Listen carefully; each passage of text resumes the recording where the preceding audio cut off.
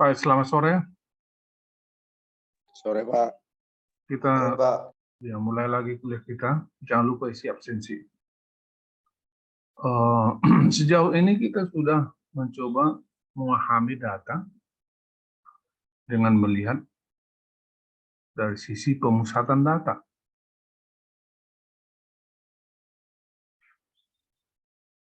Rata-rata, modus,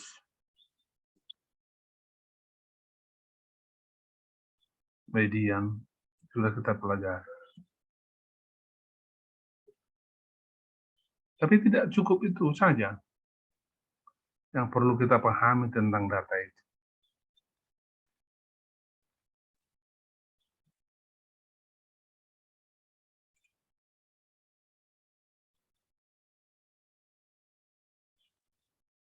Ada yang lain yang harus kita pelajari, dan ini sangat penting, yaitu penyebaran data itu dari rata-ratanya, seberapa jauh dia menyebar dari rata-ratanya. Rata-rata sudah tahu kita bagaimana cara menghitungnya.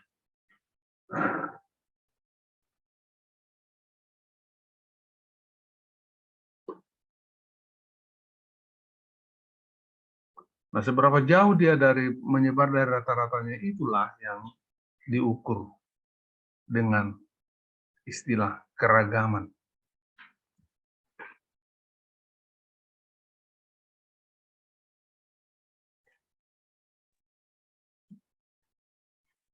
Atau dispersi.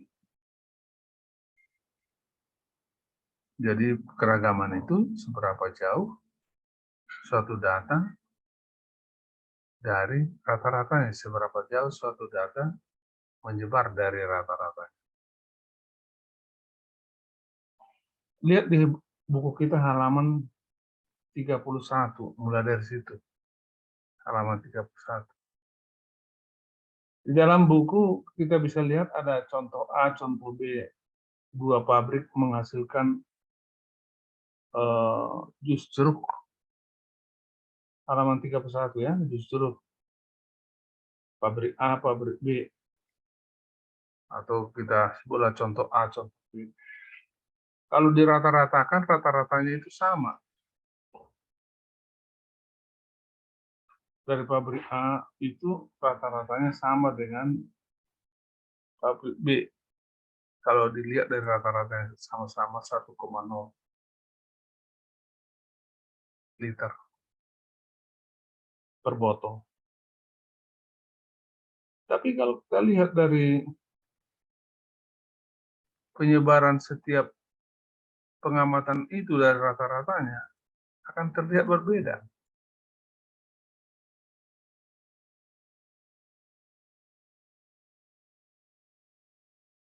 Nah, ada dua cara untuk mengukur penyebaran itu dari rata-ratanya yang kita sebut sebagai wilayah dan ragam.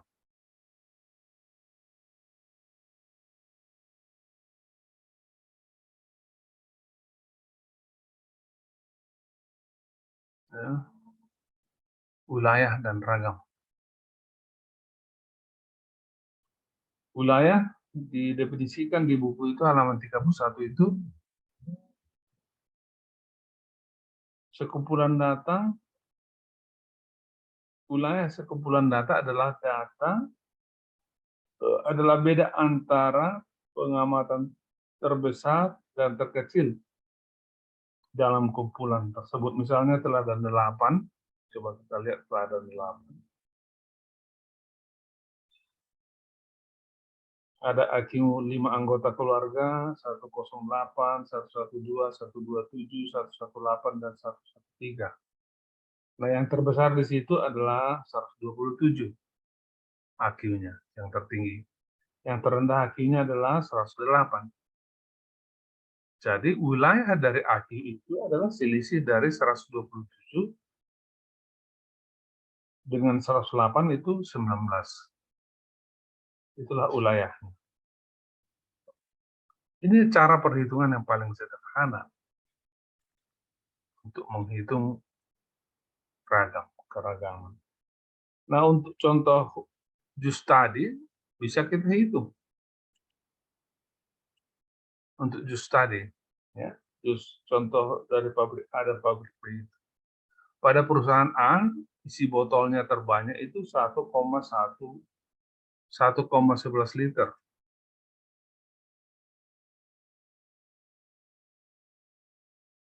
Tersedikit 0,94 liter. Berarti wilayah dari data isi botol itu adalah tertinggi 1,11 dikurang 0,94 sama dengan 0,17 liter. Nah, perusahaan B, isi botolnya terbanyak 1,14, tersedikit 0,88 liter. Berarti wilayah data dari isi botol itu adalah 1,14 kurang 0,88 sama dengan 0,26 liter.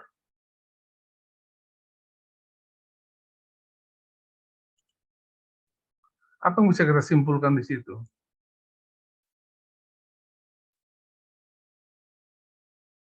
Coba lihat.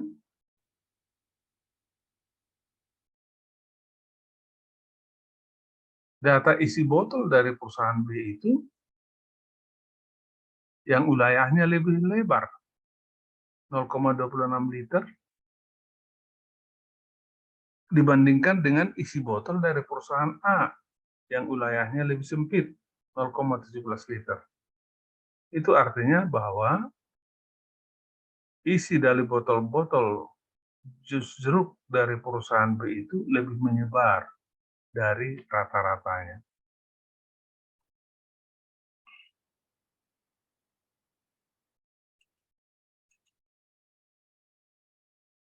Nah, karena lebih menyebar, maka mana lebih yakin kita kalau kita pilih secara acak bahwa yang kita pilih itu akan sekitar rata-rata, tentu adalah dari perusahaan A, karena semua lebih dekat ke rata-ratanya. Lebih yakin kita bahwa yang akan kita pilih itu sekitar 1,0 liter.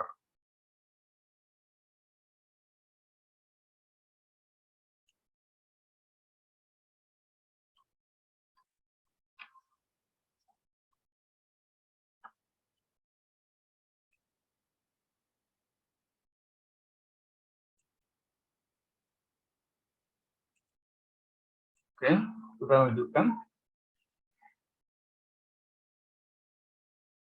Nah, itulah wilayah. Jadi wilayah, daerah di mana data-data itu menyebar. Itu yang paling sederhana caranya. Tapi ini bukan ukuran keragaman yang baik. Wilayah bukan ukuran keragaman yang baik. Kita sudah berikan contoh tadi, pada jus jeruk tadi.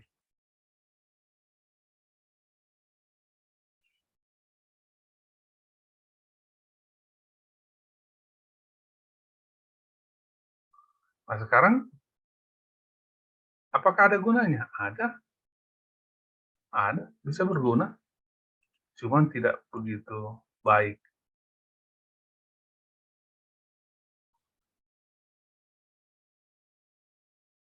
Jadi semakin menyebar dari rata-rata, semakin tidak baik gambaran tentang data ini. Nah, itulah yang diukur dengan ragam, dengan wilayah ini. Tapi sekali lagi bahwa wilayah bukanlah ukuran keragaman yang baik.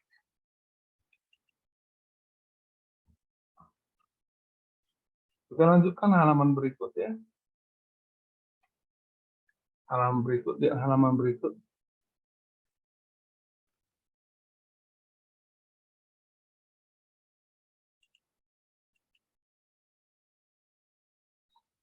Halaman 32.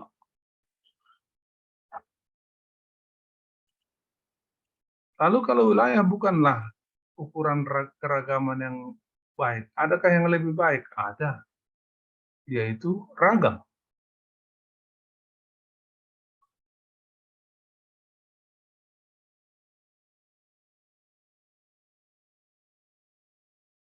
Ragam.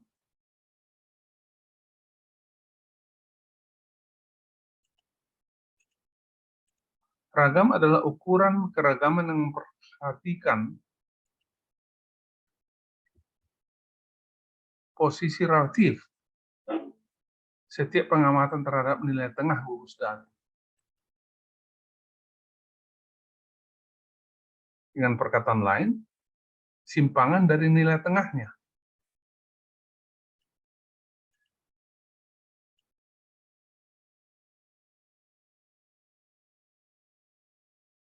Bagaimana caranya? Yaitu mengurangkan nilai pengamatan dengan nilai tengah. Misalnya nilai pengamatan itu adalah XI.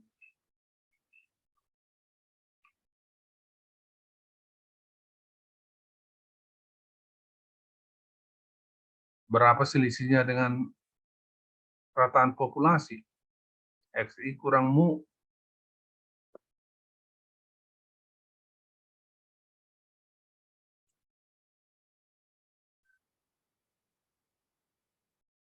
Nah, kalau dia adalah contoh, maka data itu selisihnya berapa dari rata-rata contoh acak. Rata-rata contoh acak.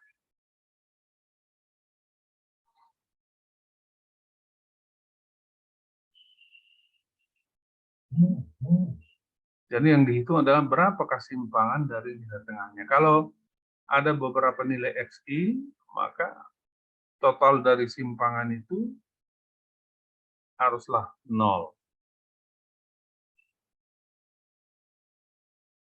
Haruslah 0.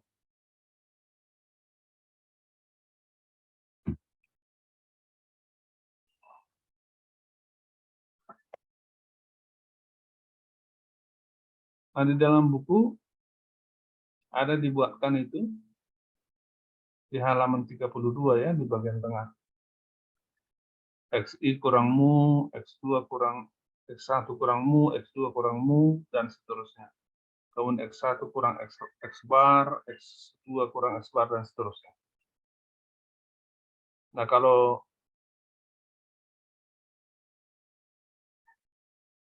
dikurangkan ya kita bisa buat tabel seperti gugus A, gugus B di halaman 32 itu.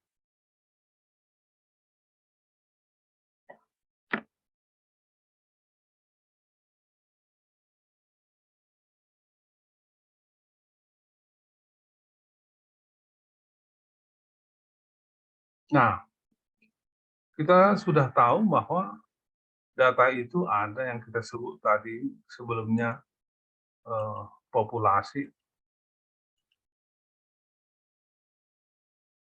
populasi. Ada contoh, kita sudah definisikan apa populasi, apa contoh acak. Nah, simbol-simbol untuk ragam, untuk populasi dan contoh acak itu berbeda. Coba lihat di halaman 33. Halaman 33. Nah, untuk ragam populasi, itu disimbolkan dengan seperti ini. Kalian harus bisa menirukan penulisannya ini. Ini adalah huruf sigma, huruf kecil dari sigma. Kalau huruf besar dari sigma, sudah kita pelajari ketika kita mau menghitung jumlah pada kuliah-kuliah sebelumnya. Tapi ini huruf kecil bentuknya seperti ini, dari sigma. Jadi untuk populasi,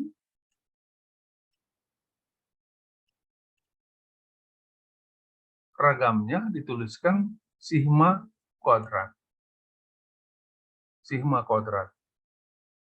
Jadi kalian harus meniru dengan tulis tangan bagaimana cara menuliskan sigma huruf kecil ini. Lalu dipangkat duakan di kuadrat.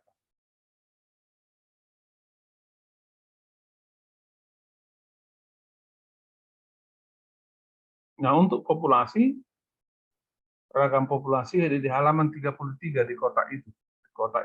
Halaman 33. Ragam populasi terhingga 1x2 hingga xn didefinisikan sebagai, coba dengar bagaimana cara membacanya. Adik-adik sekalian, sekarang sudah 4:17. Tidak boleh lagi ada yang masuk. Maka kalau ada yang mau masuk lagi, tidak saya izinkan lagi. Saya sudah katakan, waktu kita, oke, ke-20 ya. Sebentar lagi, 20. Tapi berikutnya saya akan kurangi terus sampai batas waktu izin itu hanya 10 menit per sesi. Oke, saya kasih waktu dulu 3 menit lagi ya. Baik. Coba lihat halaman 33 dalam kotak definisi ragam populasi. Coba baca dulu Om Rin Gultom. Iya, Pak. Baca dulu yang dalam kotak itu. Definisi ragam populasi terhingga. Rumusnya, sigma kuadrat sama dengan sigma pangkat n, I sama dengan 1 dalam kurung, X1 dikurang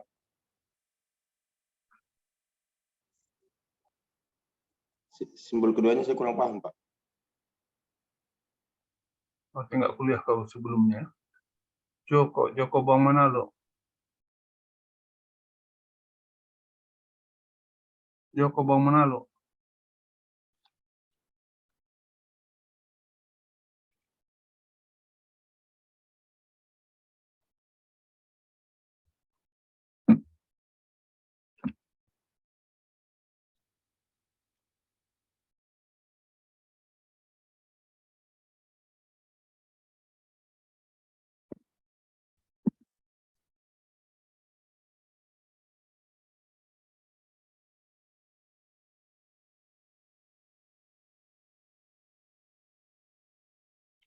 Nggak minta olah pulpen dulu lah.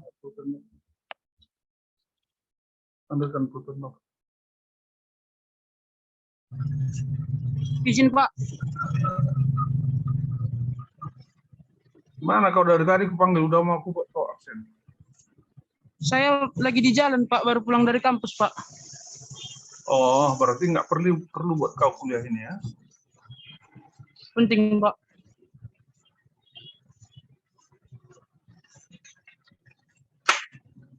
Jadi kau di mana sekarang? Lagi di dekat kos, Pak. Udah kau buka bukumu? Sebentar, Pak.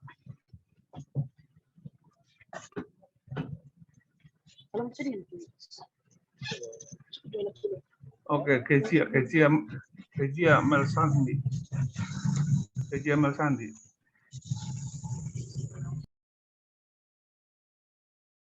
Eji Amel Sandi, baca dulu yang definisi ragam populasi.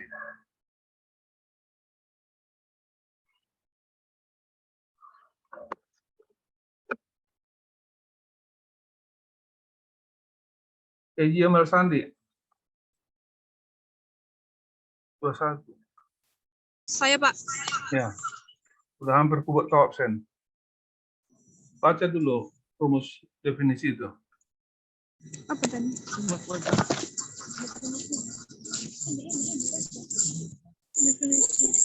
Definisi ragam populasi. Ragam populasi terhingga X1, X2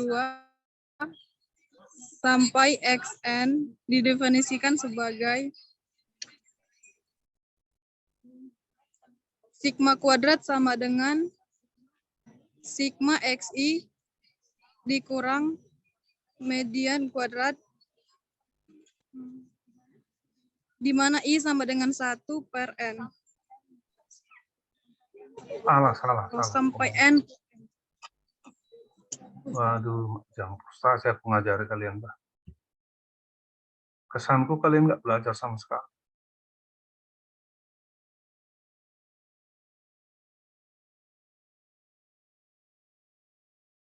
Siapa yang bisa bersedia membacanya? Yang benar itu akan kuberi catatan bagus.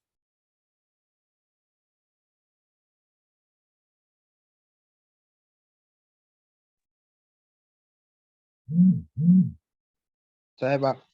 Siapa? Tiar, oke. Tiarman. Tiar. Silakan, Tiar. Ya, Pak. Definisi ragam populasi. Ragam populasi terhingga X1, X2 hingga Xn didefinisikan sebagai sigma kuadrat sama dengan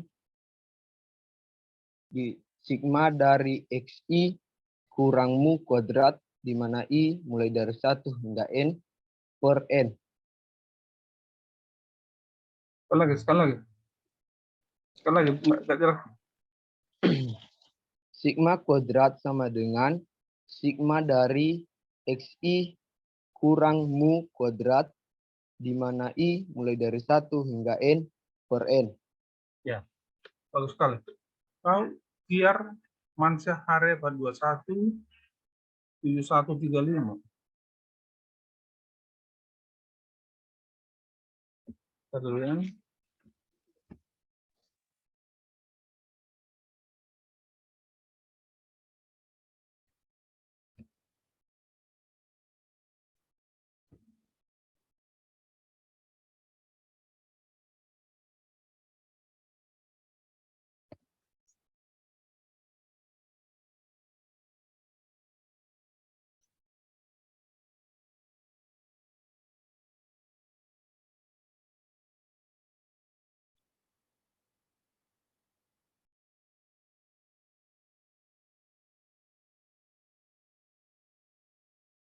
Ada namamu Tiar.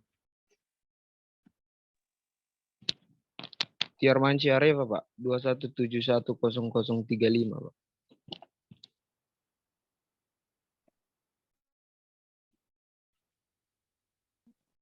Bentar ya. Ya, Pak.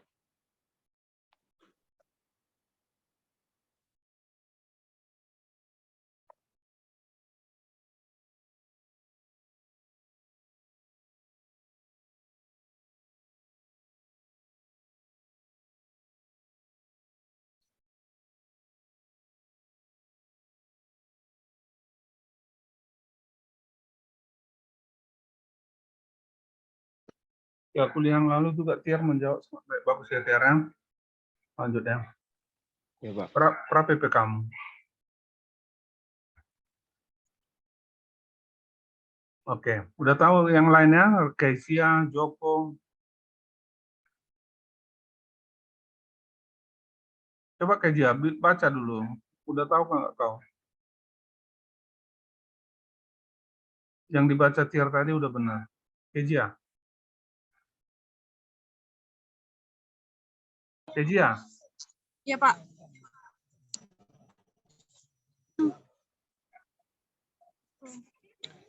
Definisi ragam populasi. Ragam populasi terhingga X1, X2, hingga Xn didefinisikan sebagai sigma kuadrat sama dengan sigma dari Xi Mu kuadrat, di mana I sama dengan 1 hingga N dibagi N. Mana I dimulai dari 1 hingga N. Ya, belum mantap juga.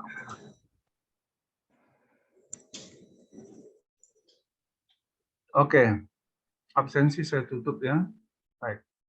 Nah, itulah dia untuk populasi. Itu populasi, itu ragamnya. Jadi, sekali lagi, sigma kuadrat atau ragam bisa juga disebut sigma kuadrat, bisa juga langsung sebut ragam. Ragam populasi sama dengan sigma Xi kurang mu kuadrat, di mana I dimulai dari 1 hingga N dibagi N. Ya. Nah, kita buat contoh, ada contoh di situ data A dan data B, datanya ada di halaman sebelumnya, ya, di halaman 32. Ada di sana bagaimana menghitung ragam tadi itu. Oke, ragam tadi. Oke, ada contohnya di situ. Kita lanjutkan. Nah, ragam sudah dihitung. Nah, kalau ragam itu diakarkan, maka diperolehlah disebut dengan simpangan baku. Simpangan baku. Adik-adik sekalian, bahwa ini dasar untuk perancangan percobaan. Pasti kalian mempelajari nanti perancangan percobaan. Kalau kalian kuasai sekarang, nanti perancangan percobaan tidak akan sulit buat kalian. Nah, kalau diakarkan, maka akan dihasilkan ragam.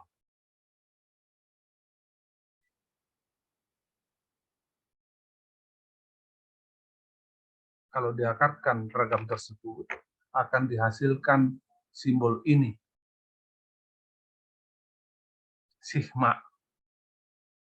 Kalau ragam tadi diakarkan, maka akan dihasilkan sigma.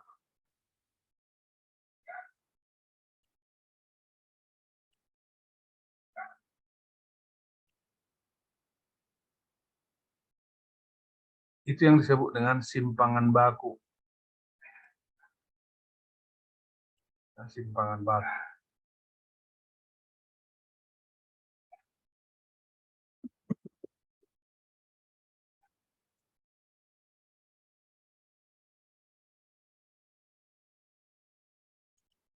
Tujuannya apa? Supaya diperoleh satuan yang sama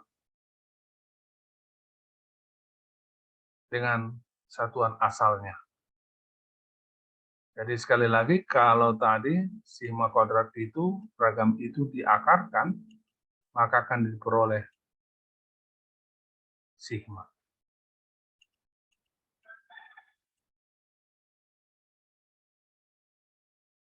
Jadi itu yang disebut dengan simpangan baku.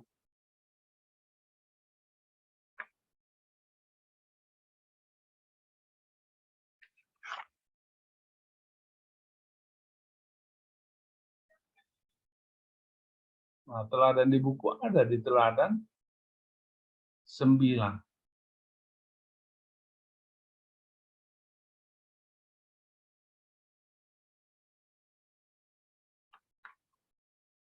Coba dulu siapa yang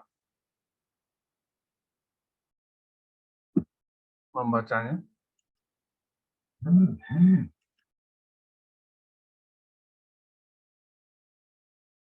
Joko buang mana lo? Baca dulu teladan 9 itu. Sampai tuntas. Joko.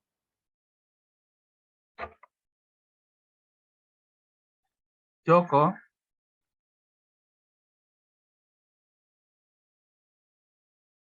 Joko buang mana lo?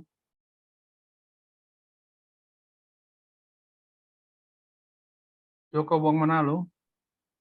Iya, Pak. lama kali kamu menyaut. HP ku nggak ada jaringan ya, Pak. Berapa NPM? 217100054, Pak. Aku anggap nggak serius kuliah ini ya.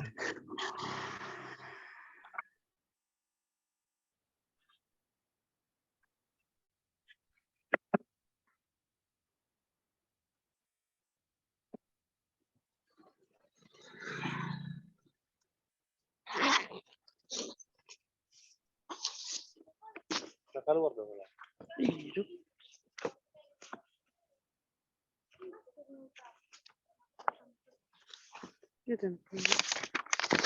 Luhut, baca dulu Telan 9 itu. Bisa kau baca? Baik, Pak. Baca sampai tuntas. Nilai-nilai berikut diberikan oleh 6 juri dalam suatu pertandingan senam. 7, 5, 9, 7, 8, dan 6. Hitung simpangan baku bagi populasi ini. Pertama-tama kita hitung. Apa siapa itu?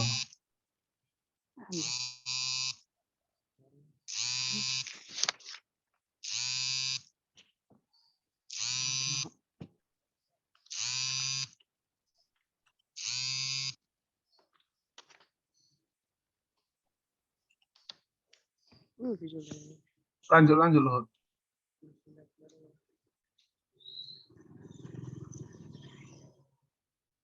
Lanjut Luhut.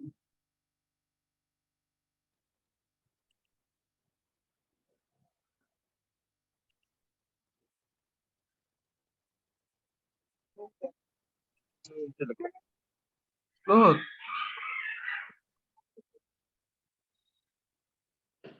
Oh,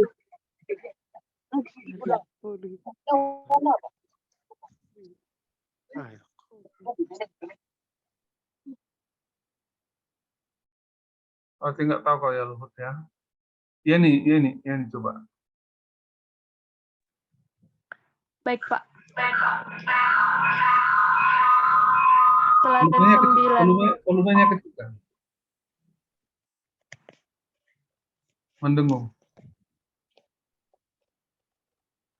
Nilai-nilai berikut diberikan oleh 6 juri dalam suatu pertandingan senam. 7, 5, 9, 7, 8, dan 6. Hitung simpangan baku bagi populasi ini. Jawab. Pertama-tama kita hitung mu sama dengan 7 tambah 5 tambah 9 tambah 7 tambah 8 tambah 6 per 6 sama dengan 7. Dan kemudian sigma kuadrat sama dengan sigma X1 dikurang 7 kuadrat, di mana I dimulai dari 1 hingga N per 6. Sama dengan 0 kuadrat tambah minus kuadrat tambah 2 kuadrat tambah 0 kuadrat ditambah 1 kuadrat ditambah minus 1 kuadrat per 6 sama dengan 5/3. Dengan demikian, simpangan bakunya adalah sigma sama dengan akar 5/3 sama dengan 1,29. Ya. Mantap. Iya nih.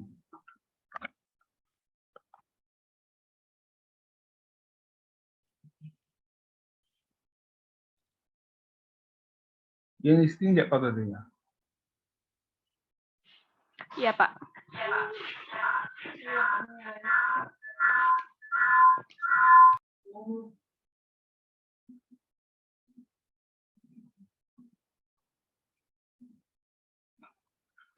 Oke.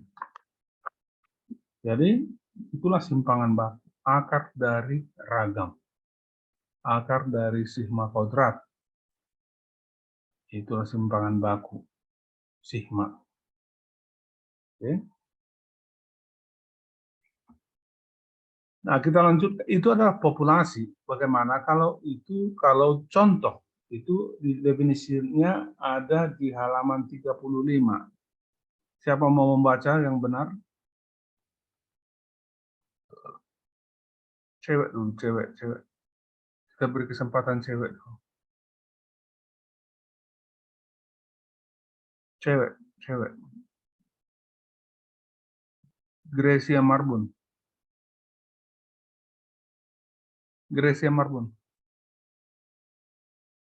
Iya, Pak.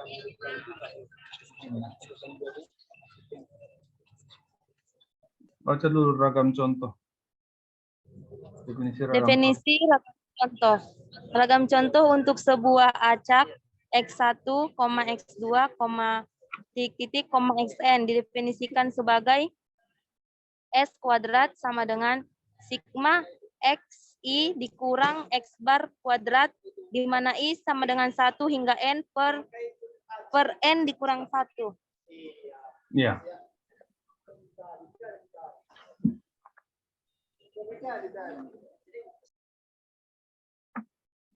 Siapa nama itu? Gracia. Iya, Pak.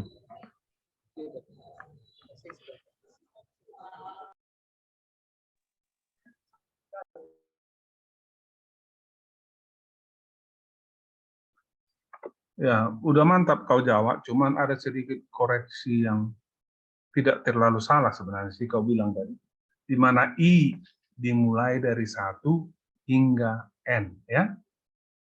Bukan di mana I sama dengan 1, bukan. Di mana I dimulai dari 1 hingga N. Paham ya, Gracia? Iya, Pak. Nah, pada prinsipnya bacaan yang lain itu sudah mantap. Oke. Ada lagi cewek yang bisa, yang mau membaca teladan 10. Sebelum kita lanjutkan, Anda lihat di situ bahwa simbolnya adalah S. Untuk ragam contoh itu simbolnya adalah S. Untuk populasi tadi simbolnya adalah sigma. Dan coba kalian lihat bahwa pembaginya itu untuk populasi N. Jadi keseluruhan anggota.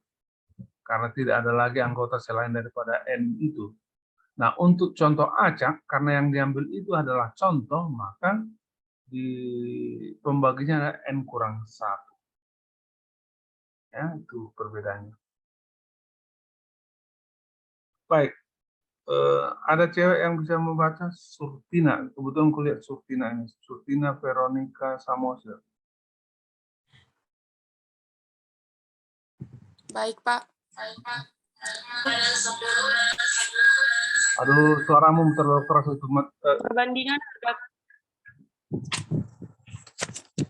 Perbandingan harga kopi dalam bungkus 200 gram di 4 toko kelontong yang dipilih secara acak di San Diego menunjukkan kenaikan dari harga bulan sebelumnya sebesar 12, 15, 17, dan 20 sen. Hitunglah ragam contoh kenaikan harga kopi ini. Jawab. Nilai tengah contoh kita peroleh dari perhitungan X bar sama dengan 12 tambah 15 tambah 17 tambah 20 per 4 sama dengan 16 sen. Dengan demikian, S kuadrat sama dengan sigma XI dikurang 16 kuadrat, di mana I dimulai dari 1 sampai dengan 4 per 3. Sama dengan 12 dikurang 16 kuadrat, ditambah 15 dikurang 16 kuadrat, tambah 17 dikurang 16 kuadrat, ditambah 20 dikurang 16 kuadrat, per 3, min 4 kuadrat, tambah min 1 kuadrat, tambah 1 kuadrat, tambah 4 kuadrat, per 3 sama dengan 34 per 3.